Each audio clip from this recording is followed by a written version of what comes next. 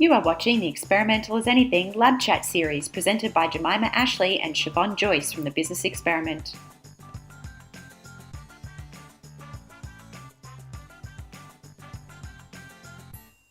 Hi everyone, and welcome back to the Business Experiment Lab Chats. I'm Siobhan Joyce and I have Jemima Ashley here with me today, and together we're talking to Sally Dooley. Hi Sally. Hi guys, how are you?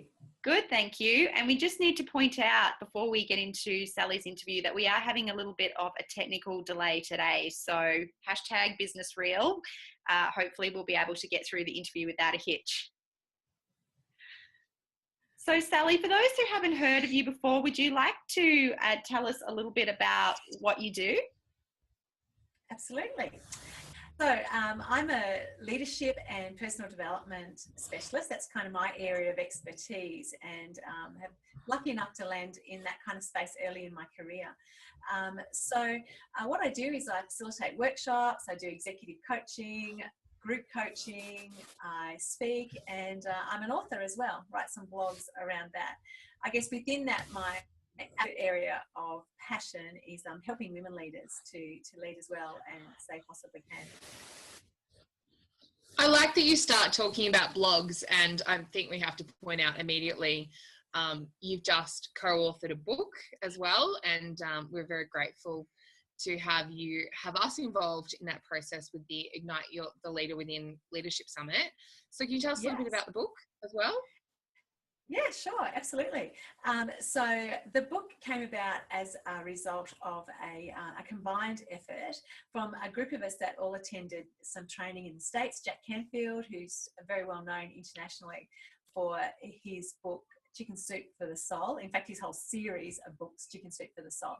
And we attended his training, which was a Train the Trainer and executive coaching training course, and wanted to do something as a bit of a legacy of our cohort. So a number of us co-authored a book around leadership. And we each of us who worked in that space, we wrote a chapter. And as part of that launch, which has only just recently happened, we did a virtual leadership summit, and you guys, of course, were my star guests and got to inspire the rest of the world with your thought leadership tips. So we were lucky enough to become Amazon international bestsellers in our first day of launching. So that was pretty exciting. Yeah. That's totally amazing, Sally. Like, what an achievement. So when you say international bestseller, how many countries are you number one in now? Because last time I saw it was like US and then Canada, and it was just, every 5 minutes another new country. Yeah, well, we got 3 categories in the US and 1 category in Canada, and it still is yet to launch from memory in the UK and some of the other countries. So we'll wait and see what happens. No doubt it'll be an absolute hit. Yeah, it's got some good content, so it's a good project. So Sally, you've obviously worked around leadership, and especially with women in leadership, for a long time, and this is the thing that you're obviously most passionate about. What's the number one tip that you would give women leaders out there today? Yeah, good question, and it's hard to choose one. I think if I had so hard, and I'm so sorry. Like, if you've got multiple, look, we've got time. It's fine. I'd love to hear them all. So I tried to kind of encapsulate it into the one piece of advice that I would give for women leaders is to show up with your hand up. And I think that, like, I've done a lot of research, and I've actually just put out an infographic that kind of shows based on research, the top 5 ways that women sabotage their leadership success. And a lot of it is about not owning the space as being a leader. And I think that the research tells us that there is an identity around leadership. When we think of a leader, there is still that unconscious bias, particularly as it goes up the layers of the organisation. We think male, we think identity, we think male. So for women to own our own identity as leaders, and so be willing to show up and own that space. I think the other thing that the research shows quite clearly is that women leaders often don't put their hand up. They don't volunteer for roles unless they're absolutely confident that they're going to be successful. Not just do it okay, but actually do it really, really well.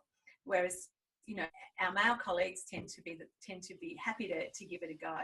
And I would think that when I reflect on my whole journey during my career, one thing that I've always done is people say, "Can you do this? Are you willing to do this?" And I say, "Yes, of course." And figure it out on the way. Kind of go, "Oh crap, what did I just sign up for?"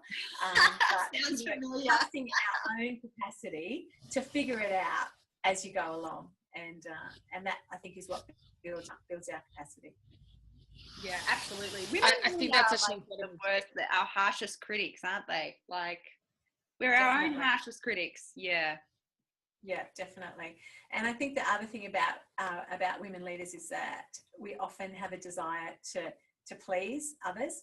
So we try and keep everybody happy, often ignoring our own needs. And as a result, you know, we can burn out or begin to feel resentful that we're doing all this extra and not paying attention to what we need, so we don't do it in a sustainable way. Absolutely. Jemima, did you want to say something? I know you've got the delay at your end there. It's so hard for me today. Sally, I was just going to ask you what your favorite, do you have a favorite female leader at the moment, or do you have a favorite book or something that you've read recently that you would recommend to our readers, other than obviously your book, which you should immediately go and buy? But oh wow, I guess I read really widely and really broadly as well. I think a really kind of quintessential book around women leadership is Sheryl Sandberg, Lean In.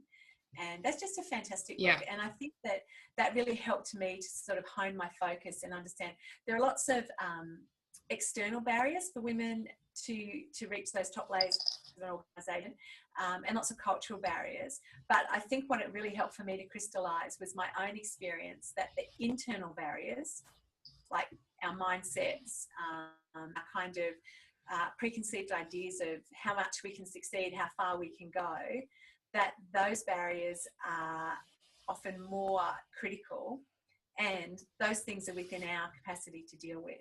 So, so that book helped me to really kind of focus on, I guess, to give me permission to focus my work around those things, rather than trying to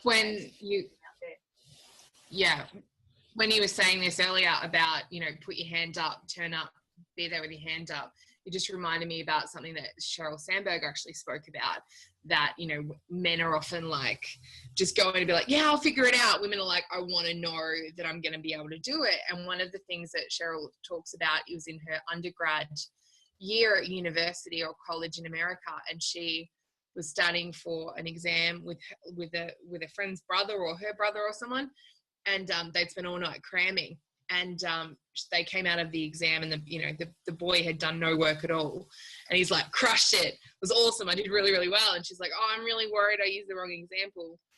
And the results came out, and she got 98% right or something, and he got something like 75. He's like, I crushed it, whereas if she'd gotten the same result, she would have been disappointed. And I was like, it's such an interesting way when we, especially the language that particularly women tell themselves, because for me, and I think for most of us, crushing it is 98%, not 75, and that's, it was such an interesting thing. That's why I asked about your favorite book, because just so much reminded me of Cheryl's story of that. Yeah, absolutely. And I think that that is another thing that the research shows too about women, and it's not, not just women suffer from perfectionism. There's a lot of men that do as well. And I think that's one of the things that really hijacks our capacity as leaders. And I'd never thought of myself as a perfectionist. I don't have to have the perfect home, the perfect this. I operate, Jemima, as you know, in a fair degree of chaos. That's just my style. But what I did realise was that I have perfectionistic standards around my work and around those kind of things that I want to achieve. So, so for normal people, non-perfectionists, if they get kind of 98%, then, well, as you say, even if they get 70%, they count that as a success. But with us as perfectionists, we get 99%. We count that as a failure. And the downside of that is that when we don't acknowledge success, we don't get benefit of actually building our confidence. When we do allow ourselves to experience success, it boosts our confidence, and our confidence is what allows us to do things like set high goals, persevere, find our way around obstacles. People with high confidence do those things, so they experience more success, they experience more confidence, and it's kind of this upward spiral. Yeah, it's really interesting, isn't it? Thank you for that. Amazing insight, Sally. Now, we have a funny question that we'd like to ask you. Every interview, we ask every guest a funny question, and today Jemima is going to ask the funny question. Jemima? Picked by Siobhan, this question, just in case it was terrible. Last time I picked the question, it went really interestingly. Look, Sally, the last one ended up being about an elephant, and a burlesque show came out of it. Like, it was just a little odd. So let's see how this one goes. So, Sally, we'd like to get a bit of an insight into Sally Dooley. We would like to be part of one of your bucket list items that you have. Wow. And as most people do, we want to tag along on your bucket list item. What thing are you going to make us do with you? Well, this is a really tough question, and I did actually fairly recently, try and set 100 goals, which sounds really hard, but you just choose 20 categories and then identify 5 fun things that you'd like to do. So I was doing a bit of mental review of this list, and we could do a conference somewhere. That would be a lot of fun. Or we could rent a villa. Get any work done. No, but it'd be fun. So I've decided a bit of a combo. We're going to rent a villa in Tuscany. Oh, yeah. Go. I got my passport. Hang on, I'll go get it. Get your diary. Yeah, start planning. Kind of right next to a fantastic winery, of course. Of course. And then I think we're just going to run some empowering workshops for women, and just do some coaching, women in business, run some experiments, get them to go and do some things. I think maybe a 3-month period would be useful, and they can really take some action and make some progress during that time. What do you think? I think that sounds awesome. And you know what I love most about that is that something on your bucket list still involves changing the world. Like, changing the world is just part of your very fabric, isn't it, Sally? Like, part of your everyday. Yeah, it is. Yeah. And I think that's the key to leadership success, or to any success, is actually find something that you're totally passionate about. You may not know, but my initial degree was in accounting. I didn't know that, Sally, and I consider you a good friend of mine. Really? Accounting? Wow, yeah. There we go. So I started off wanting to be a nurse, and then a teacher, and then a youth worker. And then when I went to uni, I started studying accounting. And so I kind of took this little detour because many reasons that had nothing to do with me, really, and was lucky enough to get myself back on track. But I think, I probably could have been an okay accountant, but it certainly wouldn't have been a life call or a passion for me. Yeah, agreed. Accountants can stick to the accounting, and Sally can stick to the world changing. That sounds like a good plan. Well, thank you so much for joining us today, Sally. We absolutely love you and love everything you're about. For people who would like to find out more info about what you do, or would like to purchase a copy of your amazing best-selling #1 book, where can they find you? So my website is really easy, www.sallydooley.com. That's DOOLEY. And the book is available on Amazon, so really easy to pick up, and it will shortly be available on my website as well. And I really want to thank you guys for having me on your what's it called? Lab chat. Lab chats. Lab chats. We're in the lab. And I've just loved connecting with you guys and being part of the world, and can't wait to see how far you take your business experiment. Thank you so much, Sally. Awesome. Take care. Take care. Bye. See you later. Thank you. Thanks, Sally. Bye. Bye.